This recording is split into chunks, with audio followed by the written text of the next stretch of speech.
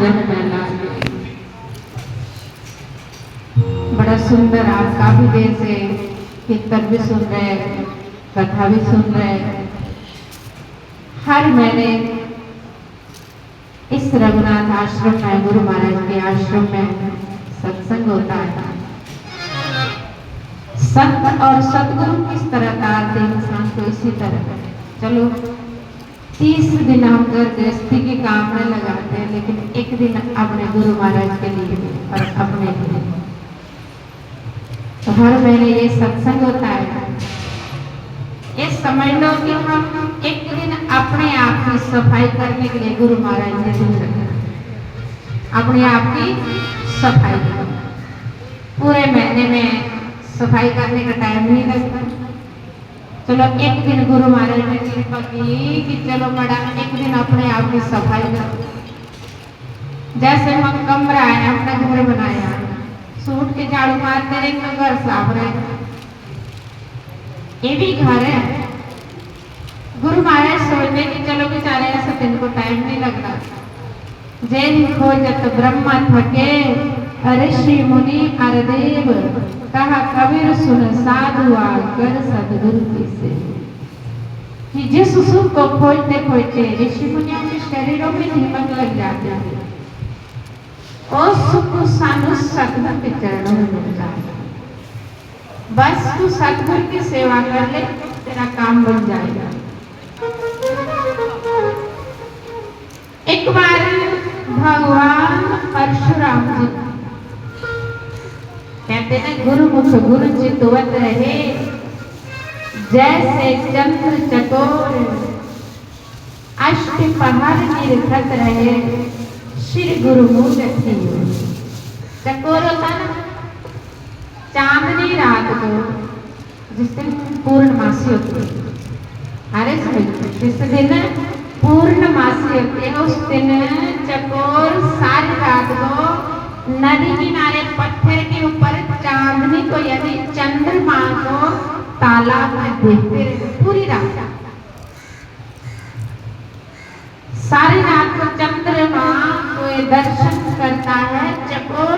इसी प्रकार से जैसे प्रीत चकोर की चंद्रमा से, ऐसी प्रीत शिष्य को गुरु से होनी चाहिए। तो मैंने क्या, एक दिन गुरु महाराज ने कृपा करके हम लोगों के लिए दिन रखा हो, चाहे कहीं भी हो, सत्संग कैसे भी काम हो, कितने जरूरी हो, लेकिन गुरु महाराज 3 तारीख आश्रम आते होते हैं। एक बार परशुराम भगवान अवतार, बोलो परशुराम भगवान। मैंने पहले कहा कि तुलसी चक्र सोजाना। परशुराम भगवान तपस्या कर रहे थे जंगल में। समझ में आ रहा है? थोड़ा ध्यान देकर सुनो। परशुराम जी तपस्या कर रहे थे जंगल में, तो आज मन नहीं लगा। मन क्यों नहीं लगा तपस्या में?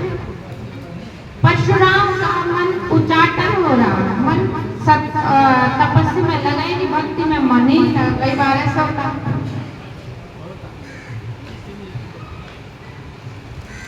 कि गुरु महाराज जी यदि गांव में आए और काफी देर दर्शन करके हो गए, तो मन कहीं लगता नहीं। ऐसा भी होता ना कई बार कि मन उदास होता है, और होना भी चाहिए। परशुराम का मन लगा ही नहीं, तपस्या में मन नहीं लगा, मन उचाटन हो रहा कि अपने गुरु के दर्शन करूं और अभी करूं और इसी वक्त करूं। परशुराम भगवान के गुरु कौन थे? शंकर भगवान। शंकर भगवान अपने सतगुरु के दर्शन के लिए परशुराम का मन आज उचाटन हो रहा कि अब दर्शन कर गुरु महाराज के, अभी करूं और इसी वक्त करूं, इसी वक्त करूं। परशुराम जी उठे, हाथ में फरसा, हाथ में फरसा। परशुराम दौड़ दौड़ के जल्दी जल्दी चल के कैलाश पर्वत गए। कैलाश पर्वत गए तो माता पार्वती, भगवान शंकर अपने अंदर बैठे। द्वार पे रखे हुए गणेश महाराज। गणेश महाराज जी रखे द्वार में कि किसी को अंदर मत आने देना। परशुराम को तो इतना दर्शन के लिए मन तरस रहा था कि अभी अपने सतगुरु के दर्शन करो, और इसी वक्त परशुराम गए द्वार पे। गणेश जी, परशुराम को पता नहीं था कि शंकर भगवान का पुत्र है, और इतना मन दर्शन के लिए ललायित हो रहा था कि परशुराम द्वार पे जो खड़े गणेश जी थे सीधे अंदर जाने लगे द्वार से। जब सीधे जाने लगे तो गणेश जी ने कहा कि तुम कौन हो? पहले पैसे मिलो, कौन हो? परशुराम कहता कि मैं जो भी हूँ, मैंने अपने गुरु महाराज का दर्शन करना, मुझे अंदर जाना दो। गणेश जी कहते कि पहले ये तो बताओ तुम हो कौन जो तुम आए धरा के सीधे अंदर जा रहे? शिष्य भाई, शिष्य तो गुरु को मान होगा कि मेरा गुरु है, मेरा जितना अधिकार पुत्र को होता है शिष्य को भी होता है। जितना अधिकार गुरु को होता है उतना ही अधिकार शिष्य को भी होता है। परशुराम ने सोचा मेरा सतगुरु, मैं सतगुरु के द्वार पे आया, घर में आया, गुरु महाराज के द्वार में रोक दो, मैं जा रहा हूँ दर्शन। गणेश जी बोले कि अभी तुम अंदर नहीं जा सकते मेरी अनुमति बिना। परशुराम कहता कि यार अनुमति बाद में, मैं अपने गुरु महाराज के दर्शन करने, तो सिर्फ दर्शन करनी है मुझे, और कुछ नहीं, सिर्फ मैं दर्शन कर अपने गुरु महाराज। परशुराम न माने, गणेश जी न माने, दोनों में खूब युद्ध छिड़ गए। युद्ध छिड़ा, परशुराम का मन तपस्या में भी नहीं लगा कि अपने सतगुरु के दर्शन अभी करो और इसी वक्त करो। गणेश कहता कि मेरे माता पिता की आज्ञा है, जब तक मेरे माता पिता की आज्ञा नहीं हुई अंदर आने तब तक तुमको अंदर ही जाना है। भाई दोनों सच्चे, पुत्र भी सच्चा, क्योंकि माता पिता की आज्ञा सबसे श्रेष्ठ है। दोनों में खूब युद्ध छिड़ गए। युद्ध हुआ तो परशुराम ने अपने पर्से से गणेश जी का दांत काट दिया। गणेश जी का जब दांत टूटा तो गणेश जी रोने लगे, जोर जोर से चिल्लाने लगे। जब रोने लगे तो माता पार्वती को आवाज आई, देखो बच्चा कोई कष्ट में हो तो माँ को पता लग जाता है। माँ के लिए कहते हैं माँ डैन भी है।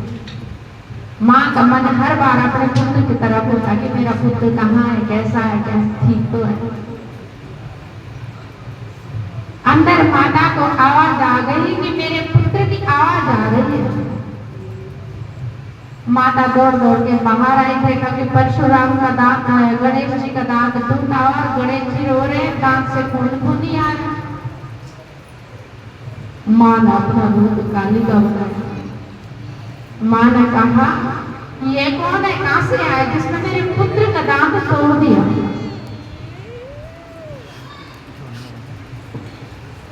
परशुराम कांपने लगा।